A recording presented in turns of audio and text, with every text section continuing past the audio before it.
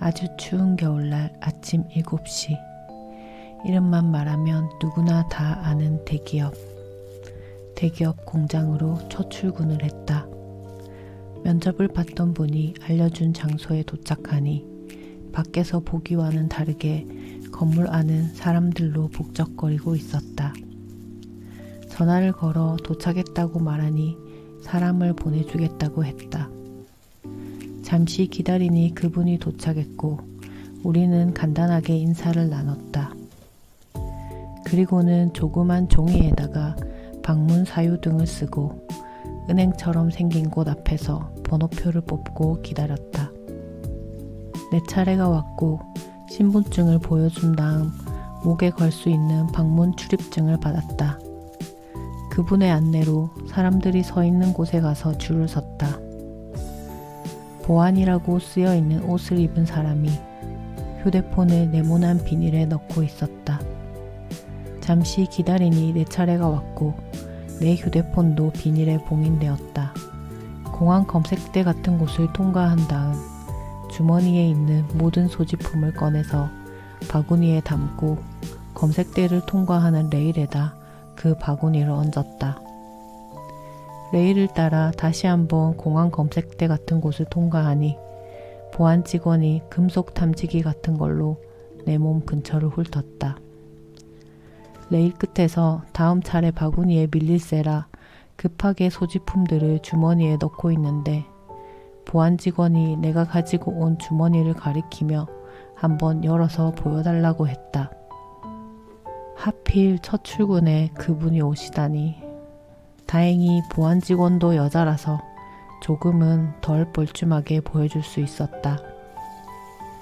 그리고 나서는 나를 데리러 온 분과 함께 지하철 개표구 같이 생긴 곳을 통과해 문을 열고 그 건물에서 빠져나왔다.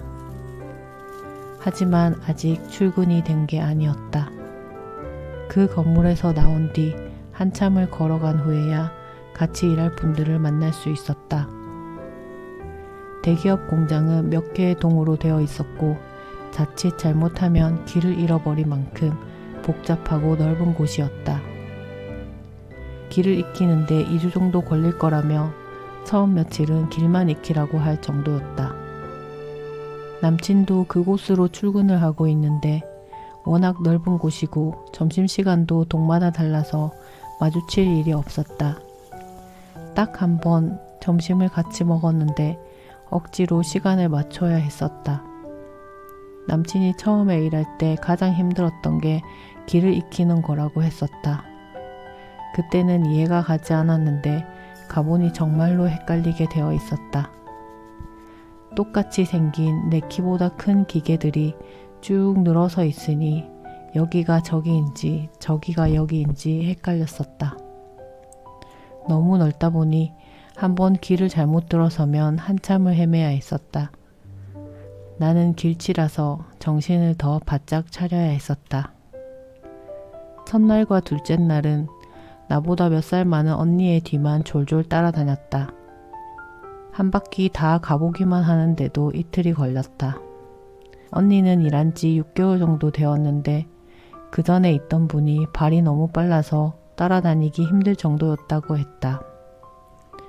내 입장에서도 언니의 걸음이 너무 빨라서 따라다니기가 쉽지 않았는데 그분은 도대체 얼마나 빨랐다는 건지. 그분을 따라가야 하는 게 아닌 게 얼마나 다행인가 싶었다. 언니는 나를 배려해서 기다려주고 길도 기억할 수 있도록 꼼꼼하게 설명을 해주셨다. 수첩과 볼펜을 들고 다니며 언니가 설명해준 것들을 개발세발 날려 쓰고 다니는 길에 보이는 것들을 죄다 메모했다. 열심히 메모를 한 덕분에 길치이지만 헤매는 일이 많지는 않았던 것 같아. 정말로 며칠 동안은 따라다니며 길만 익혔고 손목에 찬 밴드 숫자는 매일 10,000보를 넘겼다. 일주일 동안은 밤마다 다리가 푹푹 쑤셨다. 하지만 그때가 가장 좋을 때였다. 어느 정도 길을 익힌 후에는 청소가 시작되었기 때문이다. 몸이 이렇다 보니 숙여서 무언가를 닦는 일이 쉽지가 않았다. 그래도 어렵게 구한 일자리이니 일단은 해보자. 탈이 나면 병원에 가면 되지. 긍정적인 마인드로 해보자. 최대한 좋은 점만 보려고 노력했고 웃으면서 즐거운 마음으로 다녔다. 대기업 공장에는 각 구역마다 청소를 담당하는 이모들, 아니 언니들이라고 해야 되나? 아무튼 각기 한 구역씩을 담당하고 있었다. 나는 거의 공장 전체를 돌아다녔기 때문에 모든 청소하는 분들에게 인사를 해야 했다. 몇 분이 텃세를 부리긴 했지만 대부분은 잘해주셨고 조금 친해진 뒤에는 이런저런 이야기도 들을 수 있었다. 어떻게 해서 청소를 하시게 되었는지, 얼마나 일을 하셨는지, 처음에 어떤 일이 있었는지, 그리고 소속된 회사의 월급 이야기도 해주셨다. 우리가 일하는 장소는 대기업이지만 우리의 소속은 대기업이 아니었다. 그 공장에는 수많은 협력업체가 있었고 청소하는 분들만 해도 같은 회사에 소속되어 있는 건 아니었다. 그분은 내게 월급을 물어보시더니 차라리 이쪽으로 지원하라고 말씀하셨다. 상여금 150%라고. 그분의 아저씨도 대기업 출퇴근 버스를 운전하는 분인데 명절이 되어 보너스를 받으면 두 분 합치면 두둑하다고 하셨다. 그 언니는 몇 해 전까지 아픈 시부모님을 모셨는데 시부모님이 돌아가시고 나서는 아저씨 손에 이끌려 청소 일을 하게 되었다고 하셨다. 처음에는 부끄럽고 힘들었지만 지금은 일도 할 만하고 월급도 만족스럽다고 하셨다. 나는 그저 알바 수준의 시급이었기 때문에 그분의 말씀이 솔깃했었다. 워크넷에 들어가서 검색해보니 그분이 소속된 회사인지 아닌지는 모르겠지만 상여금 300%로 구인 광고가 나와 있었다.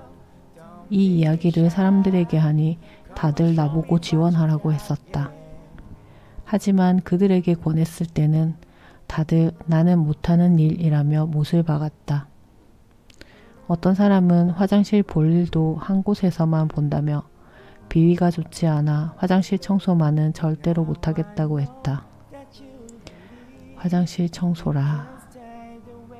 내가 하는 청소는 화장실 청소는 아니었지만 기계에서 나오는 더러운 물을 버리기 위해 수시로 화장실에 가서 변기 뚜껑을 열고 닫아야 했다. 하긴 우리 집 화장실 청소도 하기 싫은데 남들이 쓴 화장실 청소는 더 하기 싫겠지. 어찌 보면 내가 하는 청소랑 크게 다를 것 없을 것 같기도 하고 어쩌면 내가 하는 청소가 더 더러운 것 같기도 하고 내가 할 수 있을지 없을지는 직접 해보기 전에는 모르겠다. 어쨌든 보아하니 청소하는 분들의 구역은 로테이션으로 바뀌는 것 같았다. 차마 화장실 청소도 해야 되냐고는 물어볼 수가 없었다. 오늘의 일기 겸 자기소개는 여기까지입니다. 그 후의 이야기는 다른 일기에서 나올 수도 있고 안 나올 수도 있고 스포는 안 하려고요. 그리고 추가로 말씀드리자면 일기에 나온 비닐로 휴대폰 봉인하는 거는 개인 출입증 나오기 전에 처음 몇 주만 하는 건데요. 터치도 잘 안 되고 화면도 잘 안 보이고 전화 받기도 힘들고 정말 불편했어요. 게다가 매번 방문 출입증을 받으러 공장 밖을 빙 둘러서 출퇴근해야 해서 더 많이 걷고 시간도 더 많이 들었는데요.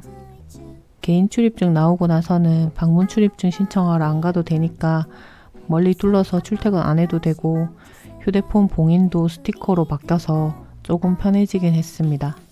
그리고 와이파이 에그도 반입 금지이고 휴대폰도 한 대만 들고 다닐 수 있고요.